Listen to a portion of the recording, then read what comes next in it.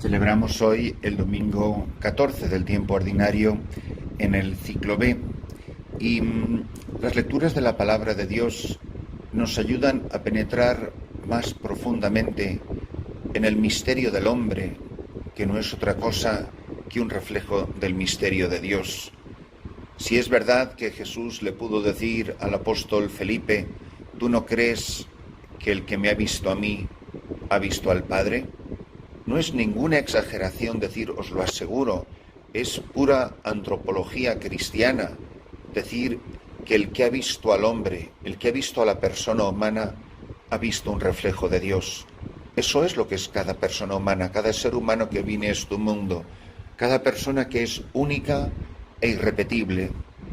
Dios, que nunca fabricaría a un ser humano en serie, cada uno único e irrepetible, como sus huellas dactilares, como el plan de Dios, como las características de cada persona, cada vocación, cada llamada a la existencia.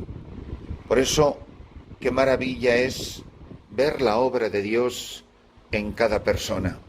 En el profeta Ezequiel se nos habla de cómo el Espíritu Santo penetra en una persona y hace que esa persona se ponga en pie.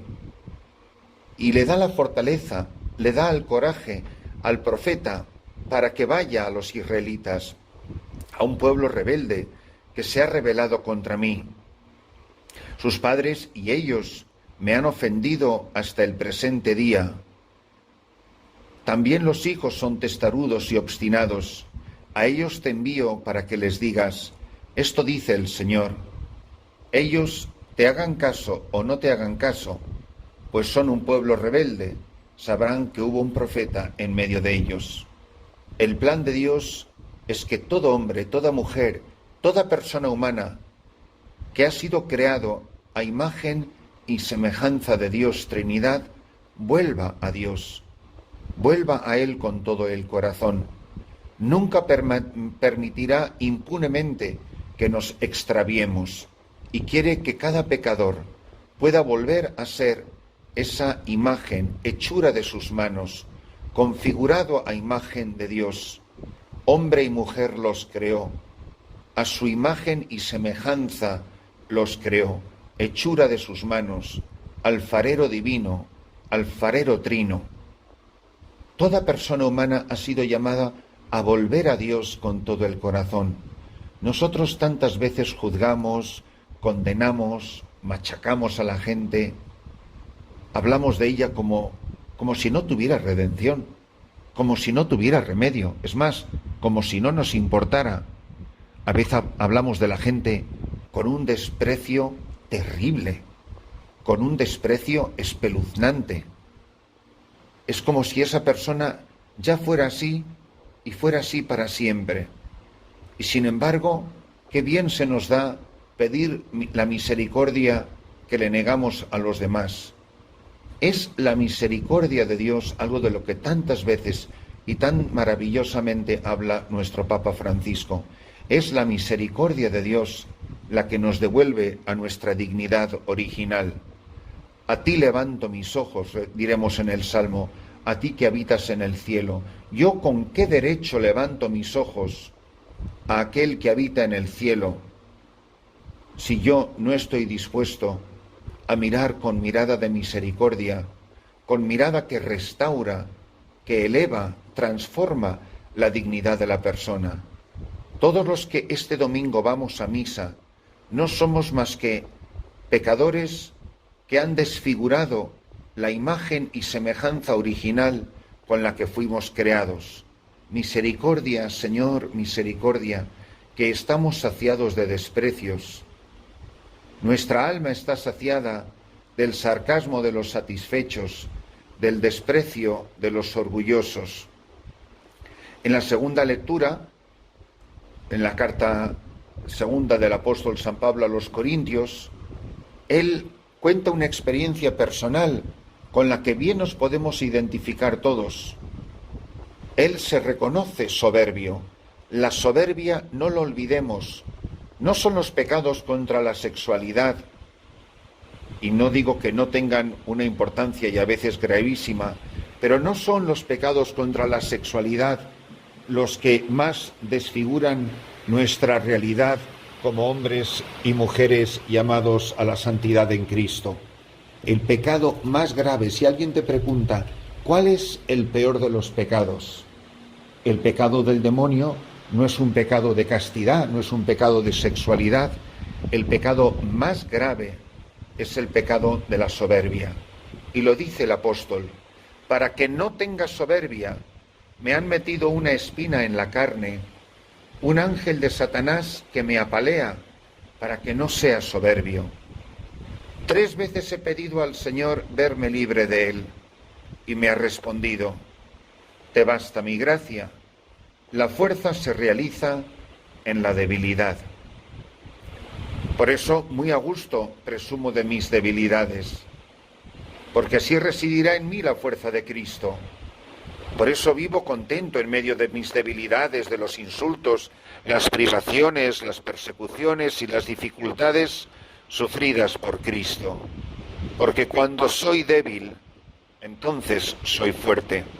Palabras maravillosas del apóstol, porque son un retrato tan verdadero. ¿Cuál es el camino de la santidad? El camino de la sencillez, el camino de la humildad, el camino de reconocerme pecador. Por eso, quien es humilde se va configurando cada vez más a Cristo. Pero quien es humilde, como el apóstol San Pablo lo es, reconoce su pecado, reconoce su debilidad, reconoce que ha hecho mal. Y para que no seamos soberbios, para que no seamos engreídos, para que no nos creamos mejores que los demás, el Señor nos deja esa espina en la carne, un ángel de Satanás que me apalea para que no sea soberbio. Y muchas veces pedimos al Señor que nos libre de nuestras debilidades. Lo que dice el apóstol San Pablo es interesantísimo. Muchas veces pedimos con lágrimas en los ojos para que el Señor me quite tal o cual defecto. Y yo veo que pasan los meses, que pasan los años y años de mi vida y ese defecto no se me quita. Ese pecado, esa inclinación no se me quita. Y uno se pregunta, ¿pero por qué uno lo pide con tanta insistencia? Uno se lo pide a Dios con lágrimas en los ojos. Y muchas veces nos cuesta darnos cuenta. ¿Y si esa es la debilidad mía? Es la que me hace no juzgar a los hermanos. ¿Y si ese pecado mío, que el Señor parece que no me quita, es el que me hace permanecer humilde, el de no juzgar? En el pasaje evangélico del Evangelio de San Marcos, sus primeros 6 versículos, leemos que en aquel tiempo fue Jesús a su pueblo en compañía de sus discípulos. Cuando llegó el sábado empezó a enseñar en la sinagoga. La multitud que lo oía se preguntaba asombrada: ¿de dónde saca todo eso? ¿Qué sabiduría es esa que le han enseñado? ¿Y esos milagros de sus manos? ¿No es este el carpintero, el hijo de María, hermano de Santiago y José y Judas y Simón? ¿Y sus hermanas no viven con nosotros aquí? Y esto les resultaba escandaloso. Jesús les decía: no desprecian a un profeta más que en su tierra, entre sus parientes y en su casa. No pudo hacer allí ningún milagro, solo curó a algunos enfermos imponiéndoles las manos, y se extrañó de su falta de fe. Y recorría los pueblos de alrededor enseñando. Mirad, Jesús viene a su gente, viene a su pueblo, pero nadie es profeta en su tierra. Tampoco lo soy yo, quizá tampoco lo seas tú. A lo mejor donde menos te escuchan es en tu casa. Donde menos me escuchan a mí a lo mejor es en mi familia.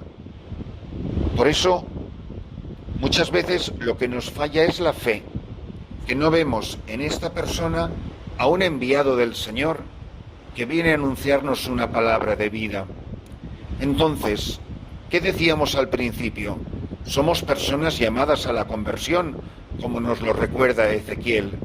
Pedimos misericordia, pero ya se puede ser descarado para pedir algo que uno no está dispuesto a dar a los demás. ¿Cuántas personas que se creen mejor que nosotros nos están machacando, nos están destruyendo la vida? Y encima se creen que están redimiendo nuestra alma y purificando la Iglesia. Qué fácil es pedir misericordia y ser a la vez un juez implacable y destructor. La humildad de reconocer nuestros pecados, como en la segunda lectura, pero sobre todo fe y confianza. Eso es lo que nos hace semejantes a Dios, porque fuimos creados a su imagen y semejanza. La confianza en Él, la llamada a la conversión, la llamada a la misericordia, el reconocer que tenemos pecados en nuestra carne y en nuestra alma, de la que a veces no somos liberados y que Dios permite para que seamos humildes, pero sobre todo lo que el Señor pide es que seamos hombres y mujeres de profunda fe. Que Jesús se extrañe de mí lo que se extrañe, que nunca se extrañe Jesús de mi poca fe.